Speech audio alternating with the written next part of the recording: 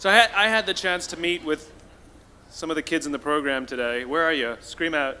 There you go. I love those kids. And so what I thought I would do, because they gave me a little bit of time to say whatever I want, is offer you a little bit of some observations for your future. I have 5 little rules that you can follow as you find your spark and bring your spark to life. The first is to go after the things that you want. Let me tell you a story. So a friend of mine and I, we went for a run in Central Park. The Roadrunners organization, on the weekends, they host races. And it's very common at the end of the race, they'll have a sponsor who will give away something, apples or bagels or something.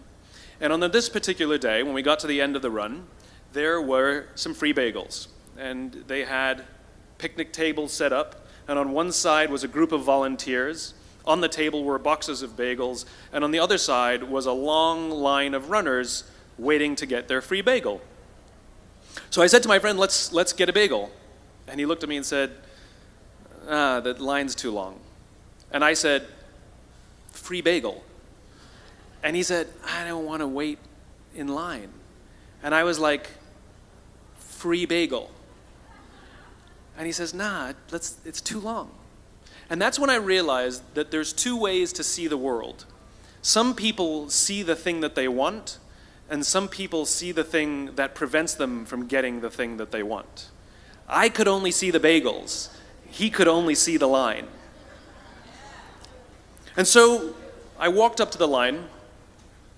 I leaned in between 2 people, put my hand in the box, and pulled out 2 bagels. And no one got mad at me, because the rule is you can go after whatever you want. You just cannot deny anyone else to go after whatever they want. Now, I had to sacrifice choice. I didn't get to choose which bagel I got. I got whatever I pulled out, but I didn't have to wait in line. So the point is you don't have to wait in line. You don't have to do it the way everybody else has done it. You can do it your way. You can break the rules. You just can't get in the way of somebody else getting what they want. That's rule number 1. Rule number 2. I like this one. In the 18th century, there was something that spread across Europe and eventually made its way to America called puerperal fever, also known as the Black Death of childbed. Basically what was happening is women were giving birth and they would die within 48 hours after giving birth. This Black Death of childbirth was the ravage of Europe, and it got worse and worse and worse over the course of over a century. In some hospitals, it was as high as 70% of women who gave birth who would die as a result of giving birth. But this was the Renaissance. This was the time of empirical data and science, and we had thrown away things like tradition and mysticism. These were men of science. These were doctors. And these doctors and men of science wanted to study and try and find the reason for this Black Death of childbed, and so they got to work studying, and they would study the corpses of the women who had died. And in the morning they would conduct autopsies, and then in the afternoon they would go and deliver babies and finish their rounds. And it wasn't until somewhere in the mid-1800s that Dr. Oliver Wendell Holmes, father of Supreme Court Justice Oliver Wendell Holmes, realized that all of these doctors who were conducting autopsies in the morning weren't washing their hands before they delivered babies in the afternoon. And he pointed it out and said, guys, you're the problem. And they ignored him and called him crazy for 30 years. Until finally somebody realized that if they simply washed their hands, it would go away. And that's exactly what happened. When they started sterilizing their instruments and washing their hands, the Black Death of childbed disappeared. My point is, the lesson here is, sometimes you're the problem. We've seen this happen all too recently with our new men of science and empirical studiers and these men of finance. who were smarter than the rest of us until the thing collapsed. And they blamed everything else except themselves. And my point is take accountability for your actions. You can take all the credit in the world for the things that you do right, as long as you also take responsibility for the things you do wrong. It must be a balanced equation. You don't get it one way and not the other. You get to take credit when you also take accountability. That's lesson 2. Lesson 3, take care of each other. The United States Navy SEALs are perhaps the most elite warriors in the world. And one of the SEALs was asked, who makes it through the selection process? Who is able to become a SEAL? And his answer was, I can't tell you the kind of person that becomes a SEAL. I can't tell you the kind of person that makes it through BUD/S. But I can tell you the kind of people who don't become SEALs. He says the guys that show up with huge, bulging muscles, covered in tattoos, who want to prove to the world how tough they are, none of them make it through.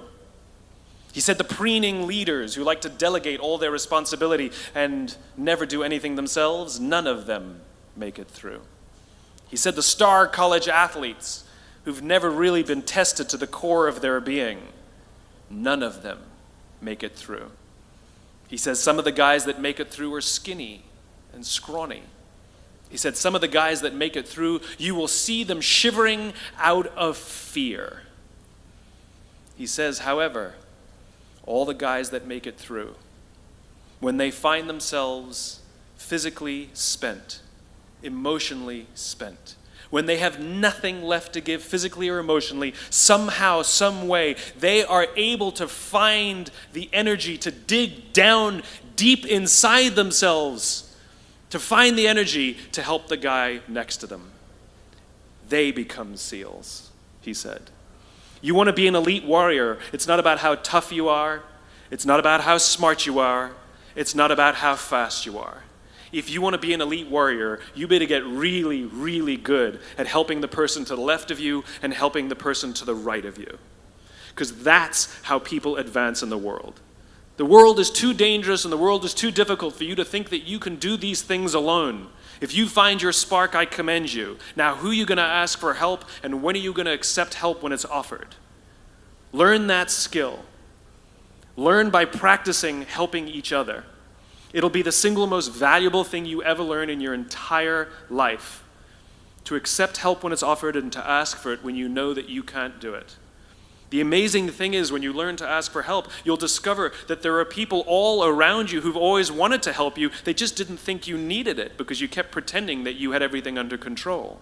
And the minute you say, I don't know what I'm doing, I'm stuck, I'm scared, I don't think I can do this, you will find that lots of people who love you will rush in and take care of you. But that'll only happen if you learn to take care of them first.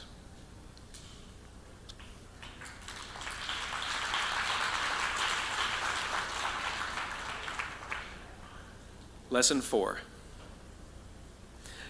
Nelson Mandela is a particularly special case study in the leadership world because he is universally regarded as a great leader.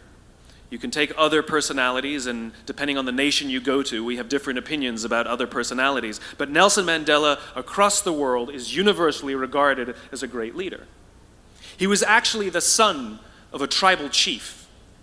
And he was asked one day, how did you learn to be a great leader? And he responded that he would go with his father to tribal meetings. And he remembers 2 things when his father would meet with other elders. 1, they would always sit in a circle.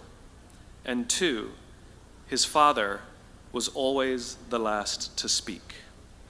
You will be told your whole life that you need to learn to listen. I would say that you need to learn to be the last to speak. I see it in boardrooms every day of the week. Even people who consider themselves good leaders, who may actually be decent leaders, will walk into a room and say, here's the problem, here's what I think, but I'm interested in your opinion, let's go around the room. It's too late. The skill to hold your opinions to yourself until everyone has spoken does two things. One, it gives everybody else the feeling that they have been heard. It gives everyone else the ability to feel that they have contributed. And two, you get the benefit of hearing what everybody else has to think before you render your opinion. The skill is really to keep your opinions to yourself. If you agree with somebody, don't nod yes. If you disagree with somebody, don't nod no. Simply sit there, take it all in, and the only thing you're allowed to do is ask questions so that you can understand what they mean and why they have the opinion that they have. You must understand from where they are speaking, why they have the opinion they have, not just what they are saying. And at the end, you will get your turn. It sounds easy, it's not. Practice being the last to speak. That's what Nelson Mandela did.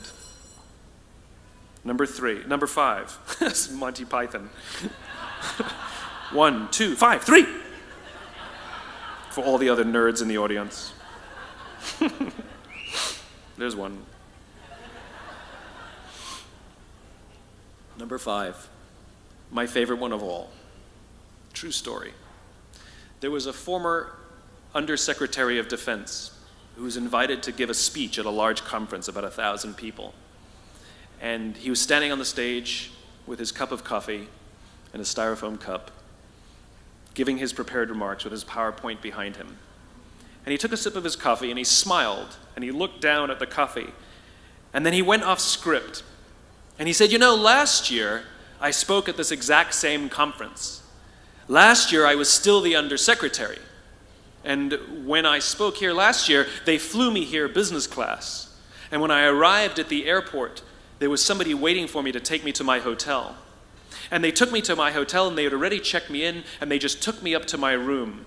And the next morning I came downstairs and there was someone waiting in the lobby to greet me and they drove me to this here same venue.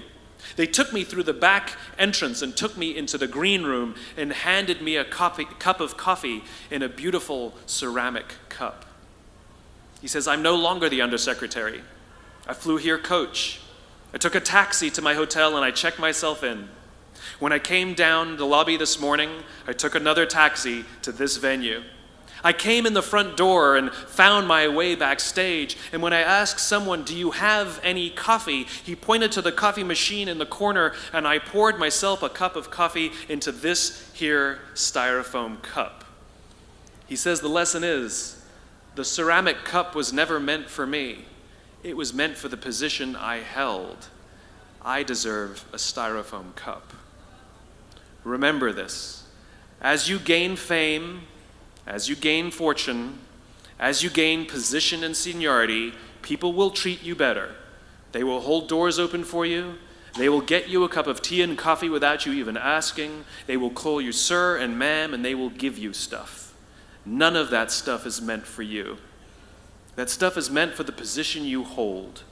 It is meant for the level that you have achieved of leader or success or whatever you want to call it. But you will always deserve a styrofoam cup. Remember that. Remember that lesson of humility and gratitude. You can accept all the free stuff. You can accept all the perks. Absolutely, you can enjoy them. But just be grateful for them and know that they're not for you. I remember getting off the Acela. I took the Acela from New York to Washington, D.C., and I got off the train like everybody else, and I was walking down the platform like everyone else, and I walked past General Norty Schwartz, who used to be the Chief of Staff of the United States Air Force, the head of the Air Force. And here I did, see a guy in a suit schlepping his own suitcase down the platform just like me. And just a couple months ago, he was flying on private jets and he had an entourage and other people carried his luggage. But he no longer held the position, and so now he got to drag his own suitcase. And never did it sort of remind me more that none of us deserve the perks that we get. We all deserve a styrofoam cup. It was a pleasure meeting you guys this afternoon. I was blown away by your honesty and your curiosity and your poise. And I am confident that the future is bright, despite the fact that America looks like an absolute mess right now. I am confident that the future is bright for one reason and one reason only, because you will grow up and you will be our future. Thank you very, very much, guys. You're wonderful. Thank you.